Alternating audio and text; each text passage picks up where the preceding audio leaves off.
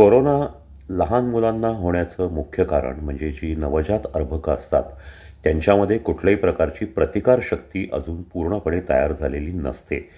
साहजिकच त्यांच्याबरोबर असलेल्या, त्यांच्या जवळपास असलेल्या आई-वडिलांचे किंवा इतर जे काही वैद्यकीय कर्मचारी आहेत, त्यांना जर याची लागण झाली असेल, तर ते ताबडतोबच त्यांना होऊ शकतो.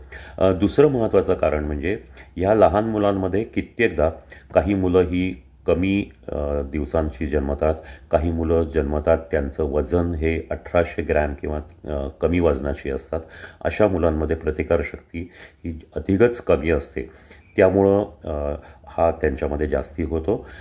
साहजिकच एक महत्त्वाची गोष्ट अशी आहे की ह्या मुलांना जे लक्षणं दिसतात ते सर्दी, खोकला, ताप अशा स्वरूपातच दिसतात, परंतु जास्तीत जास्त मुलं ही त्यातून बरी होतात.